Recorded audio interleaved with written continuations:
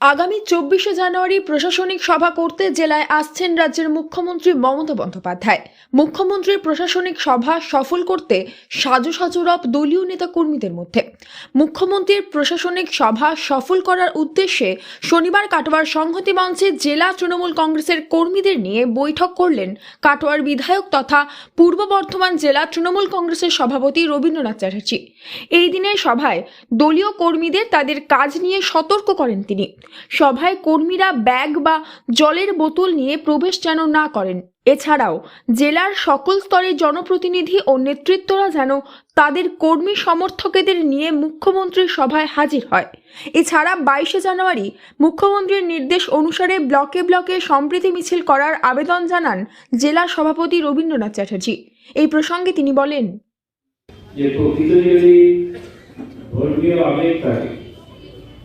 প্রকৃতি যদি শান্তি শৃঙ্খলার মধ্যে এই পর্বটা মিটে যায় তাহলে আমাদের কোনো আশঙ্কা থাকে না। কিন্তু সেই দিনের ঘটনা আমরা নিজেদের চোখের সামনে দেখেছি যে বিনা প্ররোচনায় প্রকৃতপক্ষে প্রকাশ্য দিবালোকে 4 জন মানুষ নিহত হলেন। সেই জায়গা থেকে আমাদের মাননীয় মুখ্যমন্ত্রী আগামী 22 তারিখে পশ্চিমবঙ্গের প্রত্যেকটা ব্লকে একটা করে সম্প্রীতি মিছিল করার ডাক দিয়েছেন। আমাদের সবাইকে সেদিন অন্তত মাথায় রাখতে হবে যে ভারতবর্ষের ধর্ম নিরপেক্ষ কাঠামোকে বজায় রাখার স্বার্থে আমরা সেই দিন সবাই মিলে স্টেশন বাজার পার্টি থেকে কাটোয়া শহরে নিজের শহর পরিক্রমা করবে। ঠিক তেমনি কাটোয়া 1 নম্বর এবং কাটোয়া 2 নম্বর ব্লকে যারা সভাপতি এখানে উপস্থিত আছেন তারা ঘোষণা করবে যে তাদের ব্লকের মিছিলগুলো কোথা থেকে সংগঠিত হয়ে কোথায় শেষ হবে এবং কোনো প্রয়োজনে পা না গিয়ে যাতে শান্তিপূর্ণভাবে এই মিছিল সংগঠিত হয় সেই ব্যাপারটাও আমাদের সবাইকে লক্ষ্য রাখতে হবে। ঠিক তেমনি এর মধ্যে আপনারা সবাই জেনে গেছেন যে আগামী 24 তারিখ বর্ধমানের গোদার মাঠে, এই মাঠটা আপনাদের পরিচিত কারণ এর আগে 2টো মিটিংও ওইখানে হয়েছে, আমাদের রাজ্যের মাননীয় মুখ্যমন্ত্রী মমতা বন্দ্যোপাধ্যায় একটা প্রশাসনিক সভা করতে আসবেন। কিন্তু প্রশ্ন যেটা দেখা যায় যে প্রশাসনিক সভার যে পরিকাঠামো তাতে ওই মাঠ ভর্তি করা যায় না।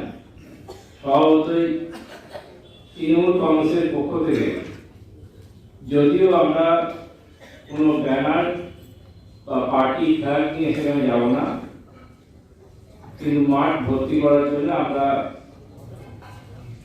গত 2বার যেভাবে গিয়েছিলাম ওই মাঠে, এবারও সেইভাবে আমাদের হাজির হতে হবে এবং যতদূর সম্ভব বেশি লোক নিয়ে গিয়ে হাজির হতে হবে। তো সেই ক্ষেত্রে প্রত্যেকটা জায়গা থেকে যাতে